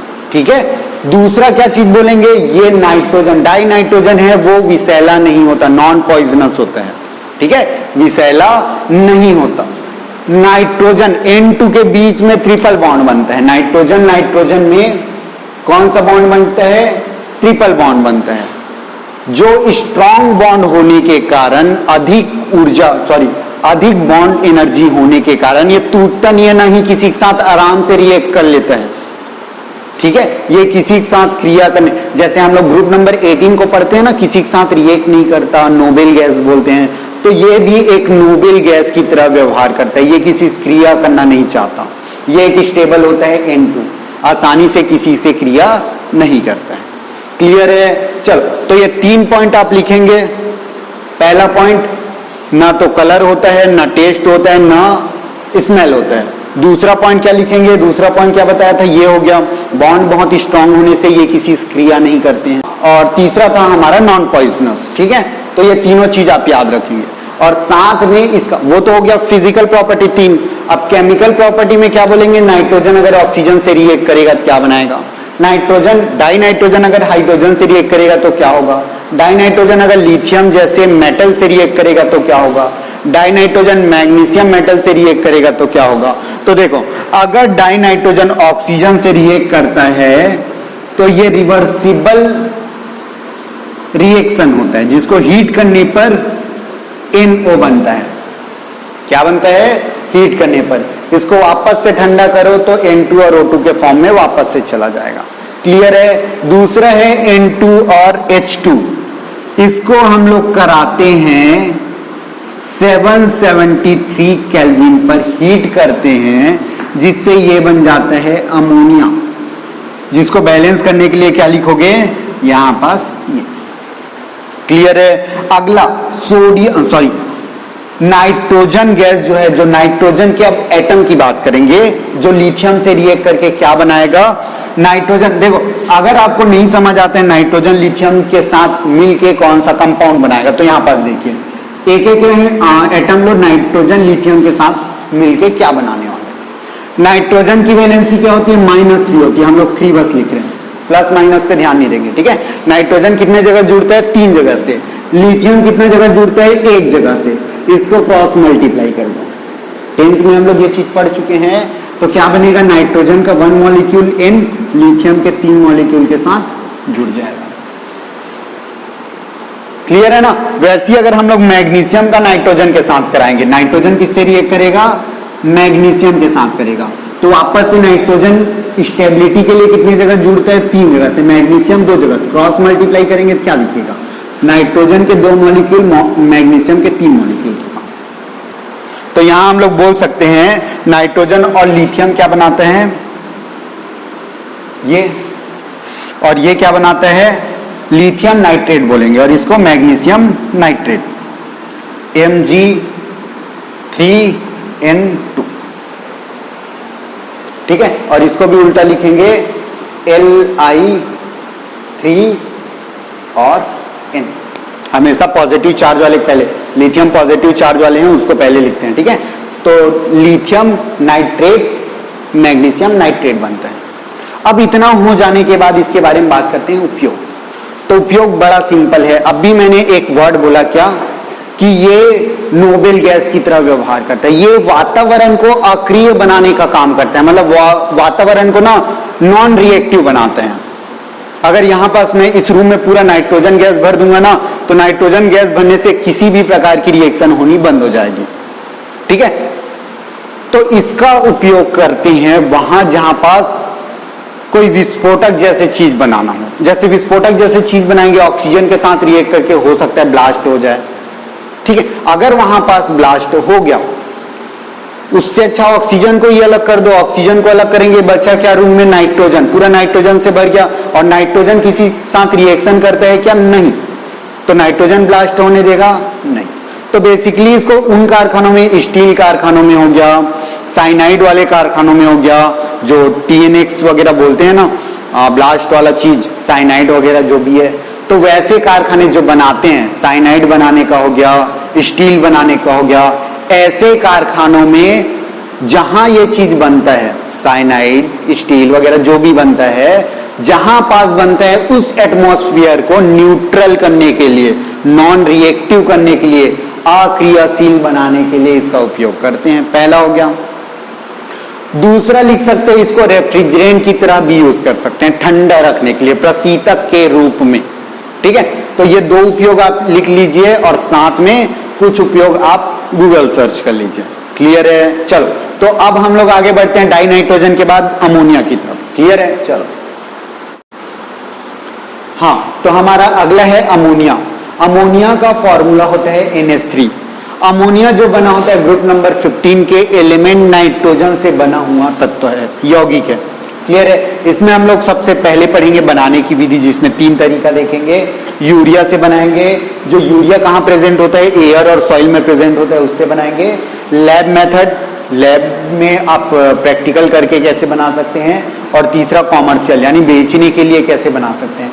उसके बाद उसके प्रॉपर्टीज की बात करेंगे, प्रॉपर्टीज के बाद उसके उपयोग के बारे में बात करेंगे। क्लियर है। चलो, तो सबसे पहले क्या, बनाने की विधि में यूरिया। यूरिया का फॉर्मूला ये होता है NH2CNH2, जो कीटोन होता है, कीटोन ग्रुप होता है। कीटोन ग्रुप क्या होता है, ये होता है कीटोन ग्रुप। कीटोन ग्रुप के दोनों सिंगल बॉन्ड में NH2NH2 जोड़ दो, तो ये क्या बन जाता है, ये बन जाता है हमारा क्या, यूरिया। यूरिया का रिएक्शन किससे कराएंगे, यूरिया का रिएक्शन कराएंगे हम लोग वाटर मॉलिक्यूल से, तो ये बन जाता है अमोनियम कार्बोनेट। अमोनियम कार्बोनेट का फॉर्मूला NH4 2CO3। देखो, NH2 NH2, ये दो NH2 है, ये दो हाइड्रोजन, ये NH2 दो हाइड्रोजन का लेके क्या बन जाएगा, NH4 बन जाएगा। और ऐसी देखो ये दूसरा भी है, दो बार H2 H2 है, तो एक बार H2 इसके साथ रिएक्ट करके NH4 और एक बार H2 इसके साथ रिएक्ट करके NH4 बन गया। तो हमारे पास से क्या क्या गायब हो गया है अभी, ये दोनों के दोनों H2 NH2 और NH2 के साथ रिएक्ट करके अलग निकल गया। दो बार लिखे हैं NH4 ट्वाइस। अब बचा क्या हमारे पास, कार्बन के साथ ऑक्सीजन के साथ दो ऑक्सीजन, टोटल 3 ऑक्सीजन है। तो ये ऐसे क्लियर है, कार्बन के साथ एक ऑक्सीजन दिख रहा है और यहाँ कार्बन H2O में पानी का एक मॉलिक्यूल, एक ही एटम होता है ऑक्सीजन का, लेकिन दो मॉलिक्यूल ले रहे हैं, दो ऑक्सीजन हो जाएगा। तो दो ऑक्सीजन यहाँ और एक ऑक्सीजन यहाँ, टोटल 3 ऑक्सीजन। इसका फर्दर रिएक्शन कराते हैं तो हमको मिल जाते हैं क्या, अमोनिया। क्या मिल जाते हैं, अमोनिया के 2 मॉलिक्यूल मिलते हैं। अब बचा क्या, अब हमारे पास इसमें बच गया H2O और CO2। ऐसे करें, क्लियर है। तो यूरिया जो एयर या सॉइल में प्रेजेंट रहता है उसका उपयोग करके हम अमोनिया बना सकते हैं, यूरिया के उपयोग से अमोनिया। अब लैब मेथड क्या होता है, अमोनियम क्लोराइड का रिएक्शन कैल्शियम हाइड्रोक्साइड से कराते हैं तो क्या बन जाता है, अमोनिया बनता है। वापस से देखो यहां पास क्या बनेगा, अमोनिया NH3 के कितने मॉलिक्यूल बनेंगे, 2 मॉलिक्यूल। यहां पास से 2 NH3 निकल, अब यहां पास क्या बनने वाला है, H2O। बचा क्या हमारे पास, H2O। H2O के कितने मॉलिक्यूल है यहां पास देखेंगे। चलो पहले क्या क्या बनने वाला है, कैल्शियम क्लोराइड। यहां पास 2 क्लोरीन है जो कैल्शियम के साथ निकल जाएगा, तो ये कैल्शियम क्लोराइड वो बाहर निकला हुआ दिखाई दे रहा है। अब इसमें देखो अमोनिया NH3, यहाँ एक हाइड्रोजन बच रहे ना, NH4 है, हम NH3 को निकाल दिए, 2 NH3 को निकालेंगे तो 2 हाइड्रोजन यहां से मुक्त होगा। उस 2 हाइड्रोजन को यहां पास लिख देते हैं। अब देखो टोटल यहां पास हाइड्रोजन की संख्या कितनी हो गई, 2 और 2 4, तो 4 हाइड्रोजन के साथ, यहां 2 दिख रहे, 4 हाइड्रोजन के साथ 2 ऑक्सीजन होना चाहिए, और ये देखो ट्वाइस यानी 2 ऑक्सीजन है। तो हमारे पास सोडियम क्लोराइड को कैल्शियम हाइड्रोक्साइड के साथ रिएक्ट कराते हैं तो अमोनिया बनता है और कैल्शियम क्लोराइड भी बनता है। तो हमको मतलब किससे है, अमोनिया से है। सेम वैसे ही करते हैं, अमोनियम सल्फेट का रिएक्शन सोडियम हाइड्रोक्साइड के साथ कराते हैं, ये भी रिएक्शन ऑलमोस्ट सेम ही है, ठीक है। अब इसका रिएक्शन कैसे कराएंगे, देखो ये Na इसके साथ बाहर निकल जाएगा, तो क्या बनाएगा यहां पास देखो तो, सॉरी ये ऐसे नहीं होगा, ये थोड़ा सा यहां पास सल्फेट है, H2SO4 आप जानते हैं क्या, H2SO4 पहले निकल जाएगा, ये आप निकाल दीजिए। यहां से 2 हाइड्रोजन और ये सल्फेट, 2 हाइड्रोजन और सल्फेट मिला के H2SO4 निकल गया, मतलब हमारे पास गायब क्या हो गया, ये हाइड्रोजन गायब हो गया और ये सल्फेट गायब हो गया। अब बचे उसमें से अमोनिया के 2 मॉलिक्यूल लिख लो, ये देखो अमोनिया के 2 हाइड्रोजन एक्स्ट्रा है इसमें, ठीक है। 2 हाइड्रोजन किसके साथ आ जाएगा, इसके साथ, तो क्या बनाएगा, NaO बचा था जिसमें एक हाइड्रोजन आ जाएगा, तो NaOH सोडियम हाइड्रोक्साइड के 2 मॉलिक्यूल बन जाएगा। आप बैलेंस करके देख सकते हैं। तो याद रखने का तरीका, सबसे पहले आप अमोनिया बना लीजिए, अमोनिया के बाद H2SO4 बनाइए, बचे उसको आप देखेंगे तो सोडियम हाइड्रोक्साइड ही दिखेगा। अब मोस्ट इंपॉर्टेंट मेथड जो 11th में भी आप पढ़े होंगे वो मेथड होता है क्या, कॉमर्शियल मेथड, जिसको हम लोग हैबर विधि बोलते हैं, हैबर मेथड बोलते हैं, जिसमें अमोनिया और हाइड्रोजन का रिएक्शन कराते हैं। कम टेम्परेचर पे 200 केल्विन पे कराएंगे। देखो नाइट्रोजन गैस और हाइड्रोजन गैस जो गैस के फॉर्म में प्रेजेंट है, उससे हम लोग क्या बनाते हैं, अमोनिया, ठीक है। इसमें हम लोग टेम्परेचर एकदम लो रखते हैं और इसका आप प्रेशर बहुत हाई रखते हैं। प्रेशर कितना रहता है, 200 एटमॉस्फेरिक प्रेशर रहता है, और टेम्परेचर इसका कम मेंटेन करते हैं, जिससे हमको क्या मिलता है, अमोनिया। अब अमोनिया बनाने के लिए सामने 2 लगा देते हैं, बैलेंस करने के लिए इधर 3 लगाएंगे। एक चीज आप देखेंगे यहां पास, अमोनिया कितना, नाइट्रोजन गैस कितना मॉलिक्यूल है? एक। हाइड्रोजन का कितना मॉलिक्यूल है? 3। टोटल कितना मॉलिक्यूल यूज कर रहे हैं? 4 मॉलिक्यूल। और बन कितना रहे? 2। 4 मॉलिक्यूल के प्रयोग से हम लोग 2 मॉलिक्यूल अमोनिया बनाते हैं। यहां बेसिकली बात ऐसे हो रही है कि 1 गिलास अमोनिया लिए, सॉरी नाइट्रोजन लिए, 3 गिलास हाइड्रोजन लिए तो 2 गिलास अमोनिया मिलता है। 4 गिलास के उपयोग से 2 गिलास मिलते हैं। तो यहां पास पहले से इसकी क्वांटिटी कम बनती है। अब क्वांटिटी कम बनती है, इसको बढ़ाना है, मुझे ज्यादा क्वांटिटी में बनाना है। तो ज्यादा क्वांटिटी में बनाने के लिए क्या करूंगा? मैं सबसे पहले उसके प्रेशर को एकदम हाई रखूंगा, और प्रेशर को हाई रखने के साथ टेम्परेचर को कम रखते हैं, और इससे हमारा जो क्वांटिटी है, इसमें जो लॉस होने वाला है वो नहीं होता, तो क्वांटिटी ज्यादा मात्रा में मिलती है। ठीक है, तो ये प्रेशर क्यों ज्यादा है, टेम्परेचर क्यों कम है, ये क्वेश्चन आया तो आपका एक ही आंसर होना चाहिए। जब हम लोग अमोनिया बनाते हैं नाइट्रोजन गैस और हाइड्रोजन गैस से, तो अभिकारक यानी रिएक्टेंट में 4 मॉलिक्यूल यूज करके उत्पाद यानी प्रोडक्ट में 2 मॉलिक्यूल बनाते हैं, जो कि बहुत कम लगते हैं। अब इसकी प्रोडक्टिविटी को बढ़ाने के लिए, जो बन रहे उसको बढ़ाने के लिए हम लोग इसका प्रेशर हाई कर देते हैं और टेम्परेचर लो कर देते हैं। क्लियर है? तो यहां पास अमोनिया और नाइट्रोजन और हाइड्रोजन को कौन से रेशियो में भेजेंगे? 1:3 में भेजेंगे। और यहां पास कंप्रेसर यानी संपीड़क, कंप्रेस करके किसी भी चीज को ठंडा करते हैं, तो यहां ठंडा करेंगे जिसमें 200 एटमॉस्फेरिक प्रेशर रहेगा। अब उसको भेजने के बाद अगला भेजते हैं इसको कैटलिस्ट के पास, कैटलिस्ट उत्प्रेरक। अभी यहां पास कोई रिएक्शन नहीं हुआ है। N2 और O2 को क्या किए हम लोग? बस ठंडा किए हैं। N2 और H2 को क्या किए हैं? ठंडा किए हैं। ठंडा करने के बाद इसको किस में भेज दिया? कैटलिस्ट कक्ष में भेज दिया, संपीड़क कक्ष में, उत्प्रेरक कक्ष में। उत्प्रेरक कक्ष में इन दोनों की अभिक्रिया K2O और एल्यूमिनियम ऑक्साइड के साथ कराते हैं, तो यहां हमको अमोनिया मिल जाते हैं। ठीक है, इसका रिएक्शन किसके प्रेजेंस में कराते हैं? जो कैटलिस्ट है उसके प्रेजेंस में, तो अमोनिया बन जाता है। तो ये हमारा अमोनिया बन गया, जो किस फॉर्म में रहेगा? लिक्विड फॉर्म में रहेगा। अब इसमें लिक्विड फॉर्म में अमोनिया तो बन गया, अच्छी बात है, लेकिन साथ में हाइड्रोजन और नाइट्रोजन के गैस भी यहां पास उपस्थित रहते हैं, जिसको वापस से पंप की मदद से भेज के कैटलिस्ट कक्ष में वापस से भेजते हैं, फिर से रिएक्शन कराते हैं। और यहां पास हमको आउटपुट में क्या मिल जाता है? NH। पूरा रिएक्शन एक बार फिर से देखिए। सबसे पहले हम लोग नाइट्रोजन और हाइड्रोजन को 1:3 के रेशियो में लेते हैं, जिसको सबसे पहले कंप्रेसर रूम में ले जाते हैं, जिसको बोलते हैं संपीड़क कक्ष, जिसका प्रेशर कितना रहता है? 200 atm। इससे नाइट्रोजन और हाइड्रोजन कंप्रेस्ड होकर ठंडा हो जाते हैं। ठंडा को हम लोग कैटलिस्ट कक्ष में ले जाते हैं, जिसको उत्प्रेरक कक्ष बोलते हैं, जिसमें पहले से 2 प्रकार के कैटलिस्ट रखा रहता है, जिसकी उपस्थिति में रिएक्ट करके ये दोनों अमोनिया लिक्विड फॉर्म में बना लेते हैं, और कुछ मात्रा में नाइट्रोजन और हाइड्रोजन अभी भी गैस फॉर्म में रहते हैं, जिसको पंप की मदद से कैटलिस्ट कक्ष में वापस से ले जाते हैं और ये प्रोसेस करते रहते हैं। यहाँ पास हमको शुद्ध अमोनिया मिल जाते हैं। क्लियर है? अब इसके बाद बात कर लेते हैं गुण की। तो गुण में सबसे पहले क्या करेंगे? NH3 का रिएक्शन ऑक्सीजन के साथ प्लेटिनम की उपस्थिति में अगर 1100 टेम्परेचर पे कराऊंगा, तो यहां पास बनता है क्या? NO। क्या बनता है? NO के 4 मॉलिक्यूल बनता है, और बनता है H2O।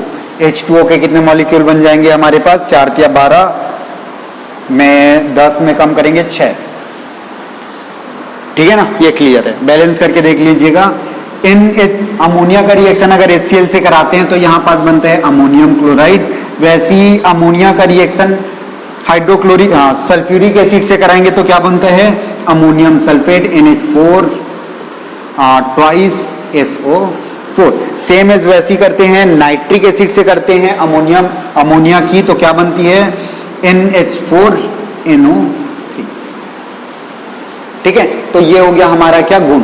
अब बात करते हैं उपयोग की।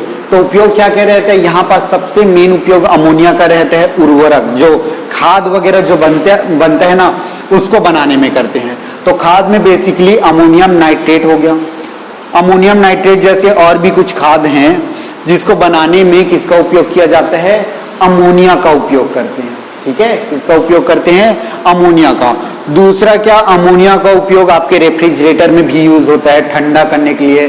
जो फ्रीजर में जाए रहते हैं, ऐसे छोटा सा पतली सी पाइप रहती है, फ्रीजर क्या, अगर ऊपर को फ्रिज है, फ्रिज के अंदर फ्रीजर रहता है, ठीक है, जिसमें ज्यादा ठंडा होती है, उसमें पतली सी जो पाइप रहती है उसके ऊपर अगर हाथ रख के देखेंगे तो उसका टेम्परेचर बहुत कम रहता है, वो बहुत ही ज्यादा ठंडा लगता है, तो उसमें बहते रहती है कंप्रेस्ड अमोनिया गैस जो बहुत ही ठंडा होता है। क्लियर है, तो ठंडा करने के लिए भी उपयोग किया जाता है, उर्वरक के रूप में भी उपयोग किया जाता है।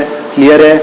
और अमोनिया की एक बात करें तो ये अमोनिया अगर रूम में अगर ओपन कर दिया जाए अमोनिया का बॉटल, तो उसका गंध एकदम तीक्ष्ण, जैसे मिर्ची वगैरह नाक में चला गया वैसे टाइप का कुछ गंध आएगा, इसका नाक तुरंत बंद कर लेने वाला, और ये कलरलेस रहते हैं पानी के जैसे। क्लियर है, तो ये हो गया अमोनिया। अब हम लोग देखेंगे नाइट्रिक एसिड के बारे में देख लेते हैं, जो नाइट्रोजन से, ग्रुप 15 के नाइट्रोजन से ही बना होता है। क्लियर है, चल ओके, तो अब हमारा कंटिन्यू करेंगे नाइट्रिक एसिड के बारे में। ये भी nitric acid P block element के ग्रुप नंबर 15 में जो नाइट्रोजन मिलता है उससे बनने वाले कंपाउंड है HNO3, नाइट्रिक एसिड के नाम से जानते हैं। सबसे पहले हम लोग देखते हैं इसका बनाने का विधि, मेथड्स ऑफ प्रिपरेशन। अब सबसे पहले मेथड देखते हैं प्रयोगशाला, लेबोरेटरी मेथड, कि लैब में अगर हमको नाइट्रिक एसिड बनानी है तो कैसे बनाएंगे। तो लैब में नाइट्रिक एसिड बनाने के लिए सोडियम नाइट्रेट को सल्फ्यूरिक एसिड के साथ हीट करते हैं तो हमें क्या मिलता है, नाइट्रिक एसिड मिलता है। क्लियर है, एक सिंपल सी लाइन, सोडियम नाइट्रेट को सल्फ्यूरिक एसिड के साथ हीट करते हैं तो नाइट्रिक एसिड मिलता है। सेकंड हमारा मेथड है व्यापारिक यानी कॉमर्शियल मेथड। अगर नाइट्रिक एसिड बना के बेचना है तो उसको बनाने का मेथड होता है व्यापारिक मेथड, जिसको ओस्टवाल्ट प्रोसेस कहते हैं, ओस्टवाल्ट प्रक्रम, जो एक इंपॉर्टेंट क्वेश्चन बन सकता है, जिसमें अमोनिया और ऑक्सीजन के उपयोग से हम लोग क्या बनाएंगे, नाइट्रिक एसिड बनाएंगे। अब यहां पास देखो, पूरा डायग्राम के साथ देखते हैं।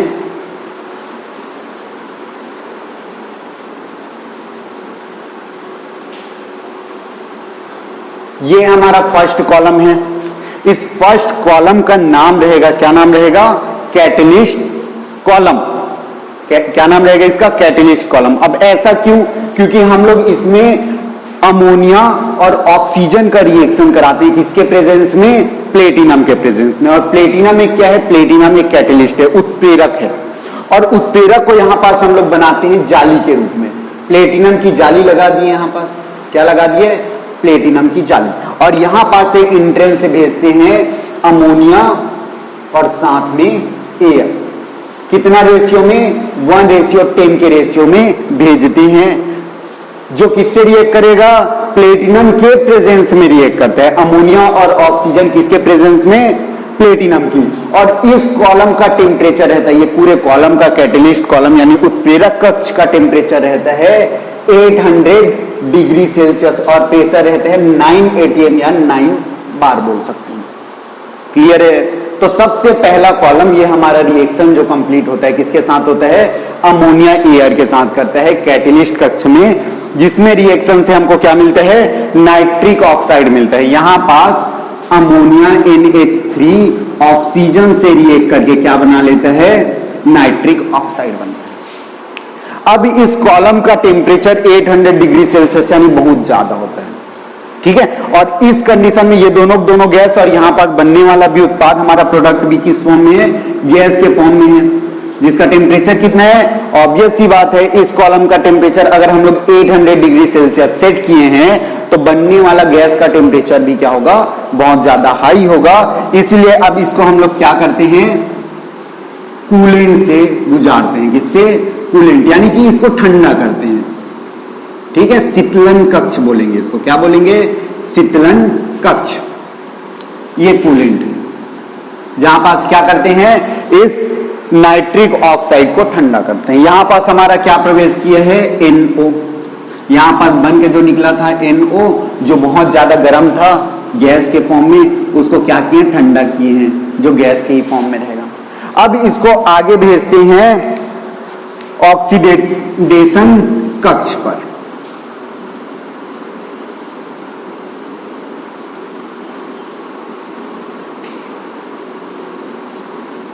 ठीक है, ये कक्ष का नाम क्या है? ऑक्सीकरण कारक कक्ष, जिसमें NO का रिएक्शन, नाइट्रिक ऑक्साइड का रिएक्शन ऑक्सीजन के साथ कराते हैं, और ऑक्सीजन के साथ रिएक्शन कराना ही ऑक्सीकरण या ऑक्सीडेशन कहलाता है, इसलिए इस कॉलम का नाम है ऑक्सीडेशन कॉलम।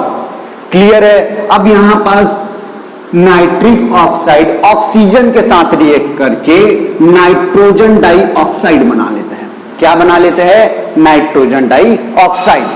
और इस नाइट्रोजन डाइऑक्साइड को, ये देखो हमारा सेकंड नंबर स्टेप में क्या है, नाइट्रिक ऑक्साइड का रिएक्शन ऑक्सीजन गैस के साथ कराते हैं तो नाइट्रोजन डाइऑक्साइड गैस मिलता है, जिसको कंटिन्यू फर्दर आगे ले जाएंगे कहां पास? अगले वाले कक्ष में, जहां ऊपर से पानी गिरता रहेगा, जिसका रिएक्शन किसके साथ कराएंगे? पानी के साथ। अब यहां पास देखेंगे हमारे पास यहां से क्या निकल गया? नाइट्रिक ऑक्साइड का रिएक्शन ऑक्सीजन के साथ कराएंगे तो नाइट्रोजन डाइऑक्साइड, तो यहां पास हमारा निकले है नाइट्रोजन डाइऑक्साइड, जिसको अगले वाले थर्ड कॉलम में ले जाते हैं। ये कुछ इस प्रकार से, इसमें रहता है ऊपर से स्प्रिंकलर, पानी का फव्वारा, ऐसे। ठीक है, अब एक कॉन्सेप्ट को समझना, नाइट्रोजन डाइऑक्साइड गैस के फॉर्म में है। अगर मैं गैस के फॉर्म में यहां प्रवेश कराता हूं तो गैस जल्दी से निकल जाएगा और यहां से बाहर चला जाएगा। कई नाइट्रोजन डाइऑक्साइड का कुछ मात्रा अमोनिया में परिवर्तित नहीं होगा, वो गैस के फॉर्म में ही अलग रहेगा। तो इसको ज्यादा से ज्यादा रिएक्ट करे, नाइट्रोजन डाइऑक्साइड पानी से जितना ज्यादा रिएक्ट करेगा उतना ज्यादा हमको क्या मिलेगा? नाइट्रिक एसिड मिलेगा। तो ज्यादा से ज्यादा रिएक्शन कराने के लिए यहां पास क्या लगा देते हैं? क्वार्ट्ज के कुछ टुकड़े, पत्थर के ऐसे टुकड़े को यहां पास लगा देते हैं। अब इससे क्या होगा देखिए, समझिए। ये लग गया हमारा क्या? क्वार्ट्ज, जिसको पत्थर के टुकड़े बोल सकते हैं। अब इसको लगाने से जो नाइट्रोजन डाइऑक्साइड है जो गैस के फॉर्म में यहां पास आएगा तो ये हर एक छोटी छोटी होल से ऐसे गुजरेगा और ऊपर से पानी पूरा उसी होल से आ रहा होगा। तो जितना भी नाइट्रोजन डाइऑक्साइड है पूरे के पूरे पानी के कांटेक्ट में आके क्या बन जाएगा? डाइल्यूट नाइट्रिक एसिड बन जाएगा, और उसको हम लोग क्या निकालेंगे यहां पास से? HNO3। यहां रिएक्शन क्या हुआ? यहां रिएक्शन हुआ है का रिएक्शन H2O के साथ कराएंगे तो हमको HNO3 मिल जाता है, जो कितना परसेंट रहता है? 68%, जिसको प्योरीफाई करके H2SO4 कॉन्सेंट्रेटेड H2SO4 के साथ प्योरीफाई करके हम लोग इसको 98% तक बना लेते हैं। ठीक है, हमारा बेसिक यही था कि नाइट्रिक एसिड बनाना है, नाइट्रिक एसिड, तो नाइट्रिक एसिड यहां तक बन गया। इसको फिर से फर्दर प्रोसेस करके प्योरीफाई करके 98% तक नाइट्रिक एसिड बना सकते हैं। क्लियर है? तो एक बार फिर से देख लीजिए, यहां पास सबसे पहले कौन सा कॉलम है? उत्प्रेरक कक्ष बोलते हैं, जिसको कैटलिस्ट कॉलम बोलेंगे, जिसमें अमोनिया और एयर को 1:10 के रेशियो में प्रवेश कराएंगे, जिसका टेम्परेचर 800 डिग्री सेल्सियस और प्रेशर यानी दाब 9 बार रहेगा। यहां से जो बनने वाला है अमोनिया और ऑक्सीजन रिएक्ट करके नाइट्रिक ऑक्साइड बनाएगा, जो गैस के फॉर्म में रहेगा और बहुत ज्यादा गर्म रहेगा। तो उसको क्या करेंगे? पहले ठंडा करेंगे। हीट रिड्यूस करते हैं NO का, जो गैस की फॉर्म में रहेगा। हीट जो 800 डिग्री सेल्सियस था उससे कम करके लाना है, तो कम करके लाएंगे, उसको नेक्स्ट कॉलम में ले जाएंगे, ऑक्सीडेशन कॉलम में, जहां ऑक्सीकृत हो जाएगा, ऑक्सीजन के साथ रिएक्ट करेगा तो नाइट्रोजन डाइऑक्साइड बनाते हैं। और नाइट्रोजन डाइऑक्साइड को कौन से कॉलम में ले जाते हैं? उस कॉलम में ले जाते हैं जहां ऊपर से क्या गिरते रहते हैं? पानी गिरते रहता है स्प्रिंकलर के फॉर्म में। और इस वाला कक्ष का पैटर्न कुछ इस प्रकार से बनाया जाता है कि नाइट्रोजन डाइऑक्साइड ज्यादा से ज्यादा पानी के साथ रिएक्ट करे, उसके लिए हम लोग यहाँ पास क्वार्ट्ज यानी पत्थर के टुकड़ों को डाल देते हैं, जिससे यहाँ पास नाइट्रोजन डाइऑक्साइड गैस नीचे से जाएगा और ऊपर से पानी, तो ज्यादा मात्रा में नाइट्रोजन डाइऑक्साइड पानी से रिएक्ट करके अमोनिया बनाएगा। बस इतना ही है। ठीक है, तो ये एक इंपॉर्टेंट मेथड हो सकते हैं, तो ये ओस्टॉल्ट प्रोसेस कहलाता है। क्लियर है? अब इसके बाद हम लोग पढ़ते हैं क्या? नाइट्रिक एसिड के गुण। तो गुण के बारे में बात करेंगे तो ये कलरलेस होता है, मतलब इसका कोई रंग नहीं होता, ना ही कोई गंध होता है। ठीक है, ना ही कोई स्मेल होता है, ना ही इसका रंग न गंध, दोनों नहीं होता। और ये बहुत ही ज्यादा पॉइजनस, मतलब ऐसा बोला जाए अगर आपके स्किन में ये पड़ जाएगा, कौन? नाइट्रिक एसिड डायरेक्ट आपकी स्किन में पड़ जाएगा तो वहां पास एक फफोला बन जाएगा, फोड़ा बोलते हैं जिसको, वो बन जाएगा। ठीक है, और इसका केमिकल प्रॉपर्टी की बात करेंगे तो केमिकल प्रॉपर्टी अगर इसको हीट करते हैं या फिर HNO3 को धीरे धीरे प्रोसेस कराते हैं, यानी HNO यानी प्रकाश की उपस्थिति में अगर रिएक्शन रख देते हैं, किसको, नाइट्रिक एसिड को अगर धूप में रख देते हैं तो किसमें, नाइट्रोजन डाइऑक्साइड बनाता है जो ब्राउन कलर के धुएं के फॉर्म में बाहर निकलता है। मेटल के साथ ये नाइट्रिक एसिड रिएक्ट करके क्या बनाता है, मेटल ऑक्साइड बनाते हैं। बस ये दो आप याद कर लीजिए, और बाकी अगर एक आता और देखना होगा तो बुक से देख सकते हैं। क्लियर है। इसके उपयोग की बात करेंगे तो ये एक उर्वरक के रूप में यूज करते हैं, फर्टिलाइजर के रूप में खेतों में उर्वरक के रूप में करते हैं, TNT यानी कि विस्फोटक चीज बनाने में करते हैं, purification of gold and platinum, gold यानी सोना और प्लेटिनम को शुद्ध करने के लिए इसका उपयोग किया जाता है।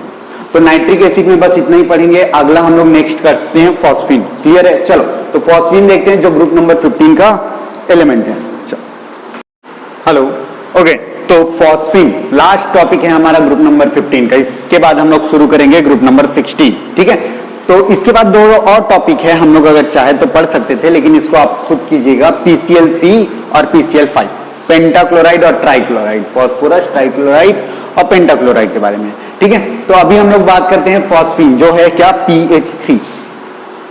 सबसे पहले इसके बारे में पढ़ेंगे, प्रिपरेशन, बनाने का तरीका क्या होता है। तो बनाने का सबसे पहला तरीका है, कैल्शियम फॉस्फाइड को वाटर मॉलिक्यूल के साथ रिएक्ट करते हैं। कैल्शियम फॉस्फाइड का हमारा फॉर्मूला होता है क्या, कैल्शियम फॉस्फाइड का रिएक्शन किसके साथ कराएंगे, वाटर मॉलिक्यूल H2O के साथ, तो हमारा बन जाता है फॉस्फीन, जिसका फॉर्मूला होता है PH3। क्लियर है। अब यहां पास अगर बैलेंस करना चाहेंगे तो 6 मॉलिक्यूल के साथ यहां पास क्या बन जाएगा हमारा, 3 मॉलिक्यूल कैल्शियम हाइड्रोक्साइड बन जाएगा, और बचा है क्या हमारा फॉस्फोरस, कितना सारा लिए थे, 2, तो यहां पास आ जाएगा 2। बैलेंस करके देखेंगे तो बैलेंस है। क्लियर है। सेकंड हम लोग क्या कर सकते हैं, कैल्शियम फॉस्फाइड को हाइड्रोक्लोरिक एसिड के साथ रिएक्ट कराएंगे। कैल्शियम फॉस्फाइड वापस से का रिएक्शन 6HCl के साथ कराएंगे तो हमारे पास क्या बनेगा, फॉस्फीन बनेगा, और साथ में कैल्शियम क्लोराइड बनेगा, CaCl2।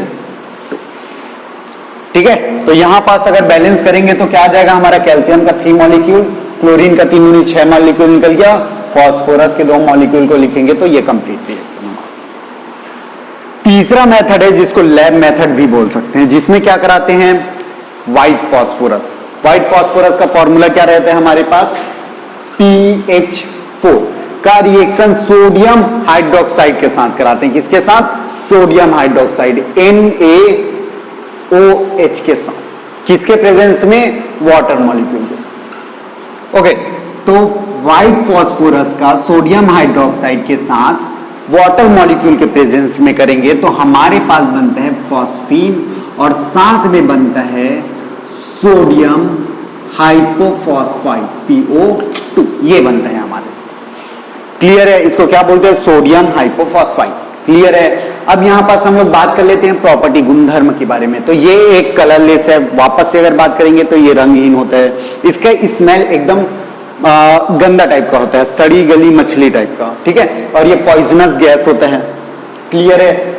ये नाइट्रिक एसिड, क्लोरीन या ब्रोमीन जैसी गैसों के, एसिड के प्रेजेंस में आते ही, कांटेक्ट में आते ही ये ब्लास्ट हो जाता है, एक्सप्लोड हो जाते हैं। ठीक है, विस्फोटक है, इन सबके कांटेक्ट में आने से ये फट जाता है। पार्शियल सॉल्युबल इन वाटर, अगर पानी में अगर आप मिलाना चाहेंगे तो ये पूरी तरह से अच्छे से घुलनशील नहीं होगा, तो ये पानी में आंशिक रूप से घुलनशील है बोल सकते हैं। ठीक है। कॉपर सल्फेट का रिएक्शन फॉस्फोरस के साथ, फॉस्फीन के साथ कराते हैं तो क्या मिलता है, कॉपर फॉस्फाइड। मरकरी क्लोराइड का कराएंगे तो मरकरी फॉस्फाइड मिलेगा। बस इतना ही, ये 2 केमिकल प्रॉपर्टी पढ़ लिए और 4-5 हमारा फिजिकल प्रॉपर्टी हो गया। और साथ में उपयोग की बात करेंगे तो उपयोग में क्या होता है, सबसे पहले उपयोग है क्या, प्रिपरेशन ऑफ फॉस्फीन, फॉस्फाइड अगर बनाना है उसके उपयोग के लिए फॉस्फीन का उपयोग किया जाता है। साथ ही मेक स्मोक इन वॉर, वो जंग में जैसे कि धुआं करना होता है, गैस करना होता है, तो उसके लिए एक स्मोक ग्रेनेड होता है, तो स्मोक ग्रेनेड बनाने के लिए उपयोग करते हैं। फॉर डोपिंग, जैसे हम लोग पढ़े थे पी टाइप अर्धचालक सेमीकंडक्टर पढ़े थे, एन टाइप, तो उसमें सेमी मेटल में एक्चुअल में क्या होता है, वहां पास इलेक्ट्रिसिटी फ्लो नहीं होती है, तो इलेक्ट्रिसिटी फ्लो कराने के लिए स्मॉल अमाउंट में इंप्योरिटी मिलाते हैं, अशुद्धि मिलाते हैं, उसी क्या बोलते हैं, डोपिंग बोलते हैं। तो स्मॉल अमाउंट में जो चीज मिलाते हैं वो क्या है, फॉस्फीन है।